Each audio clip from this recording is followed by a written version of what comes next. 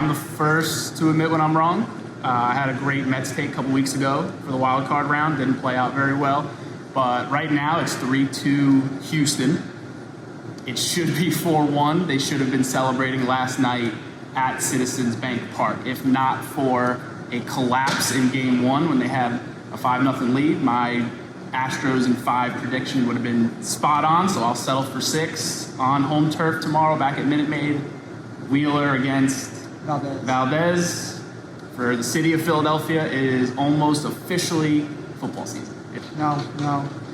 Like I said, 6 or 7. I don't know what the first video actually put up as a number. I want to say it put 6, so it's now got to be 7. But at this point, Philly still can come back. This is Washington Nationals all over again of 2019. You got young lefties, you got good veterans. Wheeler's going to go shove tomorrow. And then you either come back with Suarez, who's been great all postseason, or Nola for the first 3 on Sunday, Suarez, and then into that bullpen. Did Washington win 2 in Houston that year? Was it the same kind of layout? Houston 3-2, back to Houston? I'm pretty sure it's the exact same layout. I don't know about the games in between, but Washington won it in Houston on their field. It's a good thing Philly's football team's 8-0. Because like I've been saying as a Met fan, it's officially football season either for me. way, city burns down? City might burn down either way. Yeah. But they have an 8-0 football team, hockey, basketball for them, baseball season as of 11 p.m. tomorrow night. It's over. Still Harper season, by the way. Harper season, 13 extra base hits, ties the postseason record that Arozarena tied a couple years ago.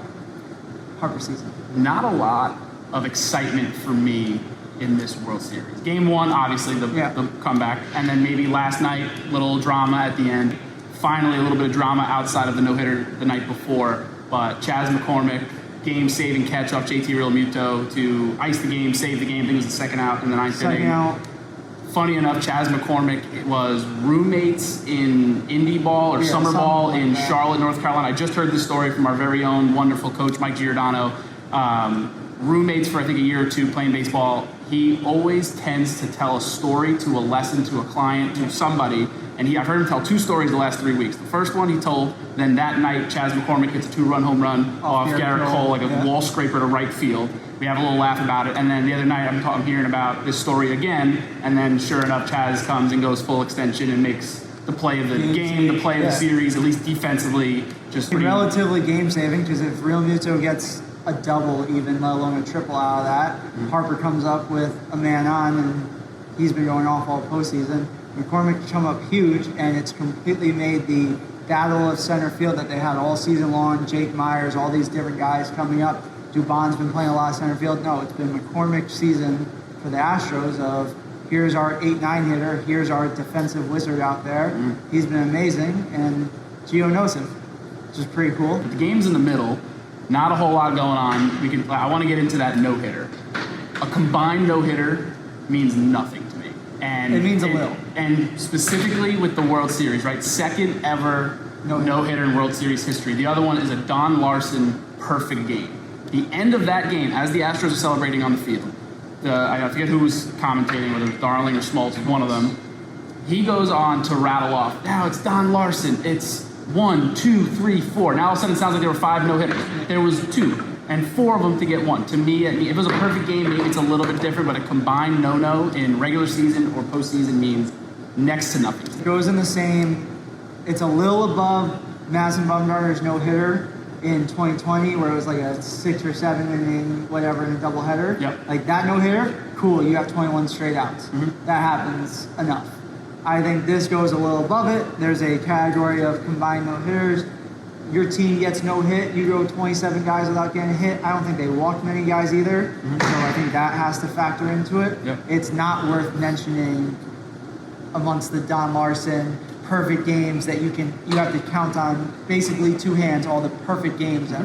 It shouldn't, it's not in the same breath. As a huge Mets fan, right, we have 2 now. Yeah. Johan Santana, 134 pitches, pretty much ruined his career. And ruined Mike Baxter's career. Right. And then you have the one they had this year against the Phillies. I couldn't tell you who started. I couldn't tell you who finished. I couldn't tell you how many walks they had. It does not matter as much. I'll say, hey, we have 2 no-hitters in Mets history, but Johan's is the one. Same way Don Larson's is the one that should not even be comparable, categorized with what the Astros I don't disagree, just there is a little footnote next to Christian Javier and the group's name the same way. Like Alec Boehm is a perfect example. Alec Boehm hit the 1000th World Series home run ever. It's a cool stat to know. It's a cool stat to have. But like, there's going to be another 1,000 as long as baseball continues on. I guess. Last thing though, yesterday was pretty cool for me. I don't know who cares, who doesn't care, but the two cities played each other last night in baseball and in football. You had a World Series game going on in Philadelphia, and you had the Eagles going into Houston to play the Texans on Thursday Night Football. I thought that was pretty cool.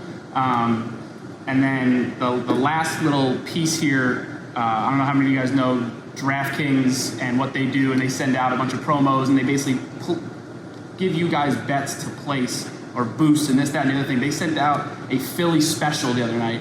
It was 76ers three-pointers made with Phillies hits, and the combined number was over under 19 and a half. The 76ers hit 19 threes. If you place that and you didn't watch the games, and then you go look at box scores, and you look at the 76ers first, and you see 19, you're like, I don't even have to look at the Phillies. That was easy, that was money, that was whatever, and then you go look at the Phillies and they got no hit. So does that make the no-hitter count more for you? It does make, for me, it counts a little bit more, but it was so crazy to see, and like, I don't know the reasons behind it, and who says what's scripted, or maybe even rigged, or it's like, who knows what, but it was just so crazy to see how spot on it was, that you, as someone with that, you would think, oh, if 76ers hit 11, 12, 13, you'd feel good. 19, and Phillies get no hit. After the Phillies have poured on the runs to start the series. Took the words right out of my mouth. After having a home run derby the night before off Lance McCullers, they come out and can't get a hit on their home field.